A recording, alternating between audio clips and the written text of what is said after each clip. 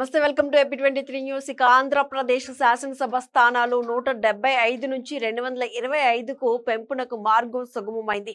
దేశంలో జనగణన చేపట్టడానికి అనుమతిస్తూ సోమవారం కేంద్రం గెజిట్ నోటిఫికేషన్ జారీ చేసింది. జనగణన వచ్చే ఏడాది పూర్తి కానుంది.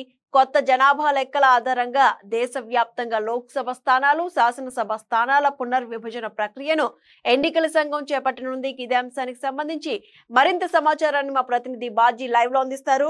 బాజీ, ఏపీలో శాసనసభ స్థానాలు 175 నుంచి అయితే 225 పెంపుకైతే కేంద్రం నుంచి అనుమతి వచ్చినట్టుగా తెలుస్తోంది. డీటెయిల్స్ ఏంటి? సుష్మా, దేశంలో జనగణన చేపట్టాలని చెప్పి కేంద్రం గెజెట్ నోటిఫికేషన్ జారీ చేసింది. వాస్తవంగా ఇది మనం చూసుకున్నట్లయితే 2020-21 సంవత్సరంలోనే ఈ జనగణన జరగాల్సి ఉండగా అప్పుడు దేశం మొత్తం కూడా కోవిడ్-19 ఆంక్షలు ఏవైతే ఉన్నాయో ఆ ఆంక్షల వల్ల దాదాపుగా 3 సంవత్సరాలు అయితే ఈ యొక్క ప్రక్రియకు బ్రేక్ పడింది. ఆ తర్వాత వెనువెంటనే ఆంధ్రప్రదేశ్, తెలంగాణతో పాటు ఇతర రాష్ట్రాల్లో శాసనసభ, అసెంబ్లీ ఎన్నికలు జరిగిన నేపథ్యంలో మరొకసారి బ్రేక్ పడాయి. పూర్తిగా 5 సంవత్సరాల తర్వాత కూడా దీనికి సంబంధించి జనగణన చేయాలని చెప్పి కేంద్రం గెజెట్ నోటిఫికేషన్ జారీ చేసింది. ఈ జనగణన ప్రక్రియ 2026 చివరి నాటికి పూర్తయ్యే అవకాశం కూడా కనిపిస్తుంది. దీని ప్రకారం పెరిగిన జనాభా ఆధారంగా ఆంధ్రప్రదేశ్లో ఉన్నటువంటి 175 అసెంబ్లీ నియోజకవర్గాలు ఏవైతే ఉన్నాయో దాదాపుగా 225కు పెరిగే అవకాశం కూడా మనకు కనిపిస్తుంది. అంటే విభజన చట్టం 2014 ప్రకారం ఆంధ్రప్రదేశ్కి ఏ అయితే 175 అసెంబ్లీ నియోజకవర్గాలు ఉన్నాయో వాటిని నియోజకవర్గాలు పెంచే ప్రక్రియ చేపట్టాలని చెప్పి విభజన హామీల్లో పొందుపరిచి ఉంది.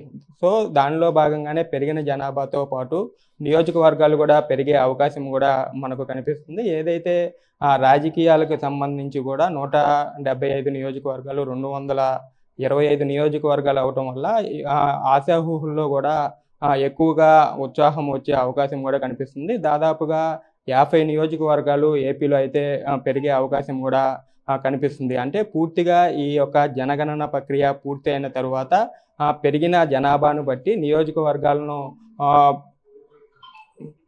పెంచే అవకాశం కూడా కనిపిస్తుంది. ఏదైతే రాజ్యాంగంలోని 170వ అధికరణం సెక్షన్ 15 ప్రకారం ఈ యొక్క ప్రక్రియ అయితే పూర్తిగా కొనసాగే అవకాశం కూడా కనిపిస్తుంది. మన ఆంధ్రప్రదేశ్ రాష్ట్రానికి వచ్చి విభజన హామీ చట్టం 2014 ఏదైతే ఉందో దాని ప్రకారం కూడా ఇక్కడ కులగణన జరిగే అవకాశం కూడా కనిపిస్తుంది. సుష్మా, ఏదైతే ఆంధ్రప్రదేశ్ లో 50 నియోజకవర్గాల వరకు కూడా పెరిగే ఛాన్స్ ఉండడంతో ఏపీలో చూసుకున్నట్లయితే ఏ పార్టీకి ఇది ప్రయోజనకరంగా కనిపిస్తుందని అనుకోవచ్చు?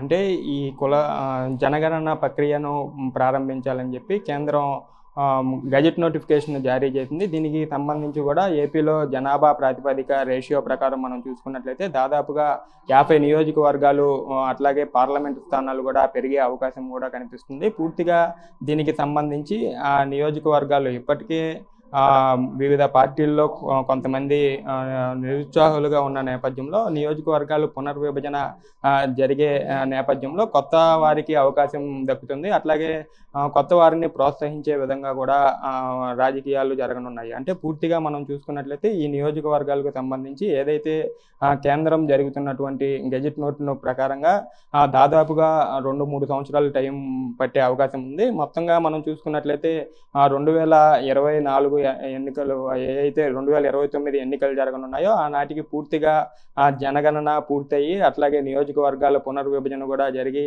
2029 ఎన్నికల నాటికి మొత్తం సిద్ధమయ్యే అవకాశం కూడా కనిపిస్తుంది. Sushma, right, thank you bhaji.